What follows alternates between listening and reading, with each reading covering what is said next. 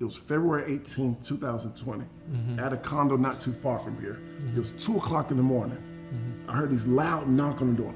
Boom, boom, boom, boom. Fulton County Sheriff opened up. And I'm kind of appalled. I'm thinking, some drunk people playing games and everything. I open up the door and there's sheriffs pointing guns at me. Wow. He said, "Let me see your hands." I was like, "What's this all about?" They handcuffed me and said, "There's 2 warrants for your arrest out of South Carolina." What? I got sentenced to 5 years in prison.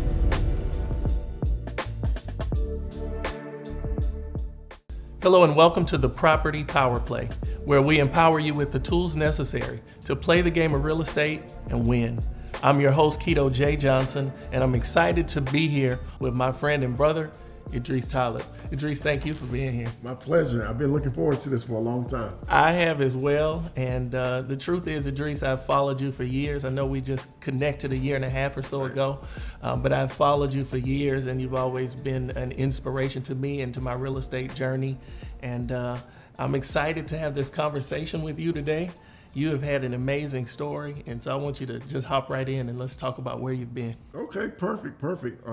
I grew up in North Carolina, raised by a single mother. I was doing the thing that every parent suggested for their kids: go to college, make good grades, get a good job. So that was my plan. That was my path. I was a straight A student. I went to North Carolina State on a computer engineering scholarship. And then I ended up playing basketball in the ACC. And that's when my eyes opened up. We had a private plane flying all over the world. I was like, man, I really like living like this. I want to make a lot of money. So there was only one problem. My riches wasn't going to come from playing basketball. I was the guy at the end of the bench. When the score goes up, that's when they'll throw all the scrubs in. That was me. I averaged 0.7 points per game. Wow. So the NBA was not in my future. So as a result, when I was in college, I took a personal finance class and I learned that most millionaires were self-made. And I kept hearing about this book. It was Rich Dad, Poor Dad. Yeah. And when I was in college, you get these little credit cards, like a $300 limit. I picked up Rich Dad, Poor Dad, and I ended up maxing out my credit card on every single book in this series. And then I was like, you know what? I can be an entrepreneur. And one of the things that he talked about a lot was real estate. So I always had an inkling to learn how to invest in real estate. And this was back in the late 90s, early 2000s. You had the infomercials, Carlton Sheets, order my program, $14.95, send it back, and you won't have to pay anything else if you don't like it. So what do you think I did as a broke college kid? I paid him $14.95, recorded all the information, sent it right back to him. But nonetheless, once I left school, I got out when the tech bubble burst. So instead of me going into technical sales, I got into finance. And when I was in finance, I had a very successful career. I went all the way to Wall Street. I was a stockbroker at Morgan Stanley. And throughout the time, I started investing in real estate. From there, I transitioned into the healthcare space. I ended up running a medical practice. I had offices in Raleigh, Charlotte, Greenville, Columbia, Atlanta, as well as Marietta. We were doing millions of dollars in that business. And then everything just changed. It was February 18th, 2020. I had a condo not too far from here. It was 2 o'clock in the morning. I heard these loud knock on the door. Boom, boom, boom, boom. Fulton County Sheriff opened up. And I'm kind of appalled. I'm thinking, some drunk people playing games and everything. I open up the door and there's sheriffs pointing guns at me. Wow. He said, "Let me see your hands." I was like, "What's this all about?" They handcuffed me and said, "There's 2 warrants for your arrest out of South Carolina." Wow. One was a false statement by a medical provider, and the other one was obtaining property under false pretenses. Wow. Basically, what I found out is my medical practice, they were committing Medicaid fraud. And it's one of the things that really changed the trajectory of my life. I got sentenced to 5 years in prison, of which I did 2 years. So while I was in prison, I lost everything whatsoever. I mean, I was below zero, as a matter of fact. My credit was horrible because I had made payments in 2 years. Not only that, I had gone through a divorce. Everything that can go wrong went wrong. And I started thinking about, I said, okay, what am I going to do when I leave here? What am I going to be able to do to get my life back on track? And the thing was, it was real estate. The thing about real estate, I know that I can create wealth with no money whatsoever. Even though I have poor credit, I could get started. Yeah. So I left October 31st, 2020. And this was after 2 years in prison. Correct. Yep. So the day I got out, my mother, she had sent me a Walmart to Walmart transfer of $300. I bought one of those little cheap, little prepaid cell phones. Yeah. I think it was Straight Talk. I don't know. Yeah. But nonetheless, from there, within 3 days, I was able to make $1,000. Wow. And then I got my first deal 3 weeks later, made $8,000, and I've never looked back. Now, a lot of our viewers I know may be interested in real estate, and this question comes up a lot. Like, can I really get started with no money, no credit, like no experience? That comes up often. You just told me that you ended up in prison, right? You were there for 2 years. Your credit was done. Correct. You got out. Your mom sent you $300. Correct. And in 24 hours, you made $1,000. 3 days. In 3 days, you made $1,000. Can you tell us a little bit about how that happened? So that was very unique. So when I got out, I'm not used to asking people for money. So I went to a temp agency where they pay you every day, and I was like, okay, so what's the pay? And they were like, you'll make about $70, but after they take their cut, you'll make about $50. I'm like, so you tell me I'm gonna work the whole day and make $50? That just didn't register to me. So that's when I had to put on my creative hat. So one of the fortunate things was, it was actually funny. One of the correction officers wanted to learn how to invest in real estate. He had looked me up, done his research and everything. So he gave me a car to drive. So what I did was, I knew that I used to pay people to put bandit signs out for me. Right. Tell us what a bandit sign is. So basically a bandit sign is when you drive down the road, you see, I buy houses, you see signs like that. Yeah. That's a bandit sign. So I had to get creative. I said, you know what, what's a way I can make some money real fast? So what I did was, I called up every single number on a bandit sign, and I asked the people, who puts out your bandit signs? I know the going rate was about $2 per sign, so what I did was I undercutted the market. I'll say, look, I will put out bandit signs for you. All I need $50 gas money and $1 per sign so I can undercut the market. I said I need a minimum of 250 signs to put out. And that's what I got. I had 3 individuals, and within 3 days, I made $1,000 cash. That gave me some liquidity. Right. And then from there, I was able to set up my website, and then from there, I just started picking up the phone, smiling and dialing, and that's how I was able to find leads for real estate. Wow. Every time I hear your story, I'm amazed over and over again. And you just shared bits and pieces of it, but it's absolutely amazing what you've been able to accomplish. And we'll get into that, okay. Right? But having gone through that experience and come out of prison with an attitude that says, I'm gonna make this work. I'm still an entrepreneur. Right. All the foundations of what's been inside of me, still here, let's make it happen, right? Exactly. So wholesalers have a number of different methods that they use to find motivated sellers. One of those methods is the use of bandit signs. Those are the signs that you see on the side of the road or on a telephone pole. They're usually handwritten, and they say, "We buy houses," with a phone number. Those are wholesalers that are hoping that a motivated seller will see that sign, call the phone number in an effort for them to work out a deal to sell that property. I want to talk a little bit about the whole startup opportunity that real estate investing provides, right? Okay. And you shared a little bit about it, but let's go into that. For those that are looking and watching and want to get started in real estate, why is real estate investing, in your opinion, one of the greatest startup investment opportunities? All right, so let's just think about it. Real estate has stood the test of time. So let's think about the Great Depression that was back from 1929 to 1941. Real estate has stood the test of time. Let's think about when the tech bubble burst back in 2003. Real estate has stood the test of time. Let's think about the financial crisis back in 2008, 2009. Real estate has stood the test of time. And right now, we're in this AI revolution that's going on that's replacing all these jobs. People still need a place to stay. Yeah. Here's another thing about it. I don't have to explain this business model to anyone.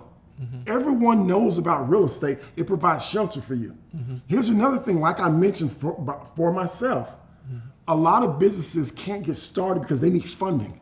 Right. Well, with the real estate, you can get started without any funding whatsoever. You don't have to borrow money. It's great if you are able to, but it's not a requirement. Another thing about real estate is that let's look at the transaction sizes. It's easy to make $10,000, $25,000, $50,000 off of assets that are $200,000, $300,000, $500,000. For most people in their lifetime, real estate is going to be the largest purchase that they ever make throughout their lifetime. Right. So for me, this is the perfect type of business model for someone to get started, even if it's not the end all be all. You may need funding for that business that you want to start. Real estate is an excellent avenue to allow you to get those funds to inject into that business startup that you want. You know what's amazing about this, and I hear your passion around real estate, but most people are super passionate about real estate. That's all they know. That's all they've done. But you got an extensive background. Like you were a stockbroker, right? You owned a medical bill, and you've done stuff outside of the field of real estate. Correct. But yet you're so passionate about real estate.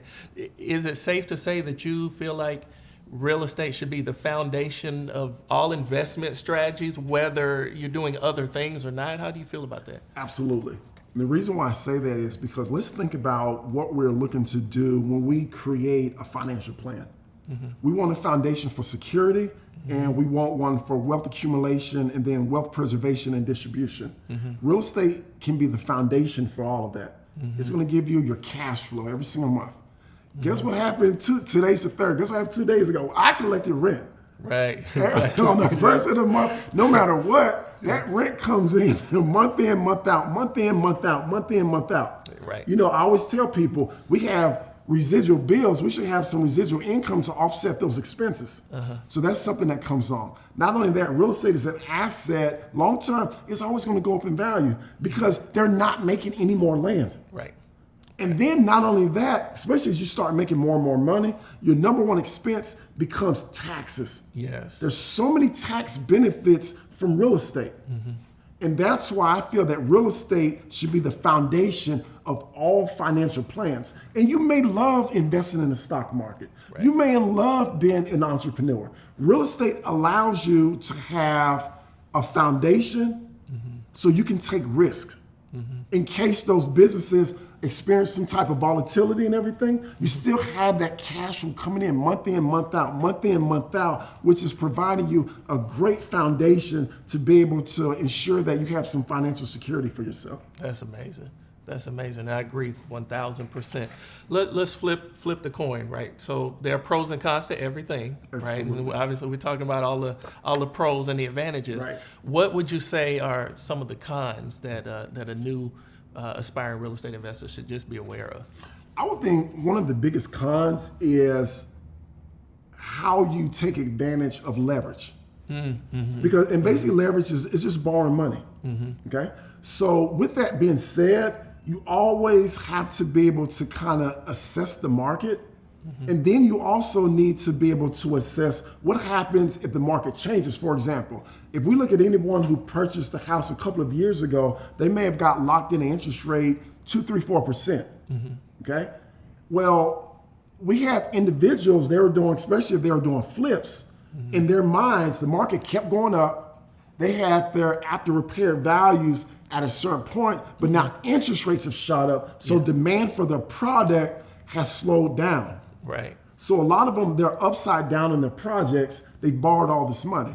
Case in point, I have an individual that you know about him that we're working with. He's doing about 4 projects off West Paces Ferry. All the houses are over $1.5 million. Yep. He's locked in on a hard money loan. Yep. He's getting his butt kicked right now with those interest payments right now because the values have they've rearranged themselves to where he's not going to get that top market value for his product right now. So that could be one that can be a risk that you have to be careful of. Another thing is you need to ensure if you don't have experience that you're working with a team of people who have experience who can help you along the way, just from a risk management, standpoint. Right. You know, another thing to watch out for is the professionals that you work with. Yes. You know, sometimes we are in the information age. We try to learn everything ourselves. You know, we're trying to drop all the documents ourselves. We're trying to do all the tax planning and everything ourselves. Well, those can create potential downfalls in case something goes wrong. Right. So there are, like you said, there are cons to this business as well. So it's important to be properly educated, but at the same time, have a good team around you to help you just move forward in anything that you're trying to do. So I appreciate that, right? To talk about the cons, but to be able to mitigate, there's a way to mitigate the cons, right? And you brought up a tremendous point. The team that you have around you, the people that you bring around you. It's important to bring people around you that know more, that have been there, that have done it, that you can connect yourself with and find success. Right. This is what I want to do. I want to go back to your story, right? Okay. Tell me, all right, so you made this $1,000 in 3 days. Okay. Go from there. What happened next? All right. So what I did was I knew I didn't have much money. So with that, I said, okay, so what is something that I can do for free that can make me money? So this is what I'm going to tell you exactly what I did. This is the blueprint of how I made $8,000 in 3 months. All right, I'm ready for it. Not 3 months, I'm sorry, 3 weeks. Okay. All right. I went on Zillow. Zillow was free. I put up for sale by owners. I also put up for rent by owners. And I sent them a text message. Most people nowadays, they don't want to answer their phone. So I shot them a text message. So I said, look, I saw your house for rent. I'm looking for a long-term lease of at least 2 years. Would you be open to that? Okay? A lot of them are open to that. Okay. Assuming all of my payments come in on time, would you consider selling at the end of that term? So what I described is a lease with an option to buy. Right. Some people said yes, some people said no. So for the individuals that say yes, I will put that house under contract. Remember, this is free. Yeah. No money down whatsoever. Yeah. Now, this is how I made money. I would find individuals who want to get into a house on a rent-to-own basis. There's a lot of individuals that are sick and tired of paying rent all the time, but yet they're not able to qualify for a mortgage. So check this out. I use Craigslist and Facebook Marketplace. This is the headline. Yeah. Just imagine, especially for all your parents out here. Good credit, bad credit, or no credit at all. Rent to own your home in this award-winning school district. Okay, got you. Every parent, when they get ready to move, the first thing they want to know about a neighborhood, how are these schools? It's basically just copywriting. So I knew that I was going to draw in a substantial amount of people who were interested in what I had to offer. Right. My phone blew up.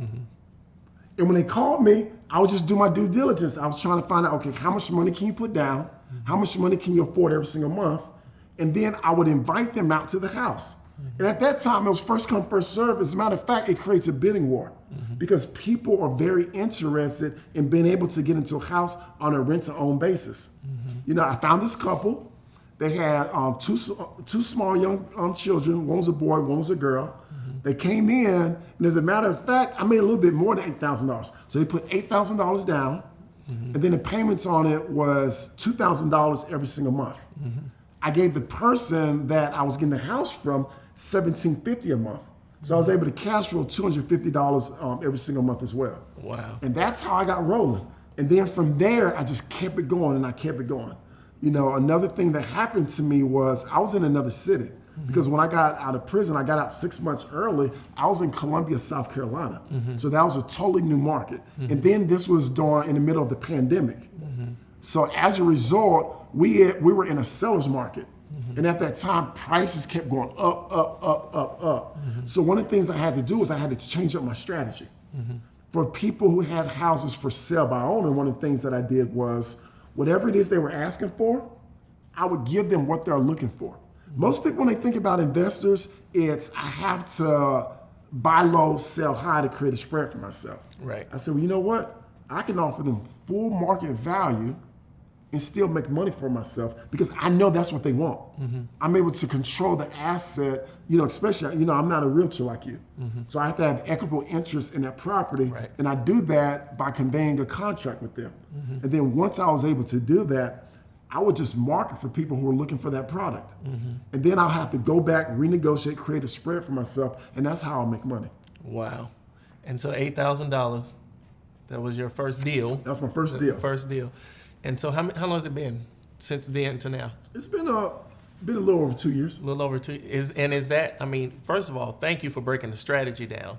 And I hope our viewers understand You gave us the tools. We can do that right now. Absolutely. And you told us exactly what to do. Absolutely. So in the last 2 years, is that still the strategy that you're focusing on? It's a little bit different now. Okay. So I will say one of the things I did when I moved back to Atlanta, I kind of assessed the market.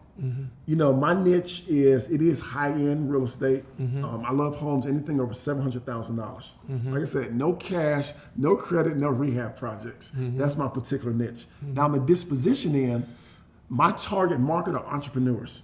Right. Because as an entrepreneur, you're able to make a substantial amount of money, but what happens during tax time? Who want to pay all this money in taxes? Exactly. Right. So what do entrepreneurs do? Especially again, you write everything off. You live in a $700,000 house. You're paying rent. You're getting frustrated. You're paying all this rent on that house. Yeah.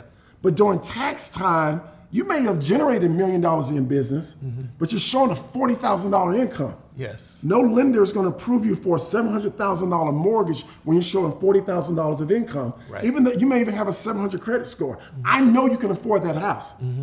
So they come to me. And I can help them get into that house either with seller financing or rent-to-own basis. And the wonderful part, it's mutually beneficial. They're able to get into a home, and then they can work on their finances. They can work with their accountant to get their tax situation, everything where they need to be so they can qualify for a mortgage. Right. And then I get paid as well. Right. I get paid up front. I get paid every single month, and I get a huge check on the back end once they're able to qualify for that mortgage. Right. One of the things I love about what you said, and I just love about real estate in general, is that real estate in this industry is one of the ways that you can create win-win-win situations, right? Absolutely. In the scenario that you've described, everybody wins, right? The person that has the house that needs to get out of it for whatever reason or to lease it out, they win because they accomplished their goal. You win as the investor because you put the deal together. And then the person that moves in and is paying you monthly, ultimately with an opportunity to buy on the back end, everybody wins in the scenario. Absolutely. And that's what's so powerful about real estate. Right. So from a foundational perspective, like talk about, and you've already talked about it a little bit, but how is, in your opinion, real estate a foundational asset that one can use to leverage to grow any other area of their life? I love it because real estate is going to provide you that passive income, month in, month out, month in, month out. It creates consistency. When we look at a lot of other asset classes, a lot of them, most of it is capital appreciation and everything. The only time you're able to reap the rewards from that asset is by selling that asset off. Right. Another thing is there's a lot of volatility with those prices as well. Especially we're looking at, commodities, we're looking at crypto, we're looking at stocks and everything. There could be a lot of volatility. Okay. The problem with volatility, that means uncertainty. So you can't start making plans, too far out in the future. The thing about real estate, by having that foundation, it allows you to transition into those other asset classes so you can capture a lot of that upside potential. And that's why I believe just real estate should be the foundation of all financial plans, because like I said, it is not going anywhere as long as there's human beings alive. What would you say to those who want to get started? What's one piece of advice you would give? I would say the first thing is get some education, but more importantly, have implementation. Yeah. And find one thing. Don't be all over the place. The great producer of this network, Lamar, always talks about fractured focus. That I would say is the number one killer of success. They're all over the place. They're thinking about doing some of everything. Pick one thing, stick with it, make it work, start making money from it, right? And that is going to allow you to move on to the next thing that you're looking to do. Right. When I think about that, I think about how I've mentored folks for years, and one of the consistent things that comes up is, there are gurus out there talking about everything, right? And so I have a mentee that'll come to me and say, hey, Kito, I'm focusing on doing lease options, right? And then I talk to him next week, hey, Kito, I'm doing subject to, right? And I talk to him next week, Kito, I'm deep diving into wholesale, right? They're all over the place, doing a whole lot of different things. But that fractured focus piece is so very important. Look, I want to say to you, you're super inspiring. I said up front, you've empowered my life, and I thank you for being here to share in the way that you have today. And I'm looking forward to continue to work with you and having you back on the show at some point, all right? I would love to, but I need to say one thing about you. I always have this quote I always say, if you're going to be great, expect some hate. People hate on everybody who's successful. I'm gonna tell you something. I've known about you for years. I have never heard one negative word about you. Not one. Not one. Like I never have. Every single person, when you say Kito Johnson, they talk about how professional you are. Wow. They talk about how you truly have a heart for helping individuals create success for themselves. So, I mean, you've defied the odds, and I'm just excited to be here with you. And then, I love this business. It's helped me transition from nothing to something, and I look forward to us working together. Absolutely. Thank you so much. Thank you, man. Thank you. Look, I want to thank you for being here today, a part of the Property Power Play. It's right here that we empower you with the tools necessary to play the game of real estate and win. I'm Kito Johnson. I'm your host, and I look forward to seeing you next time.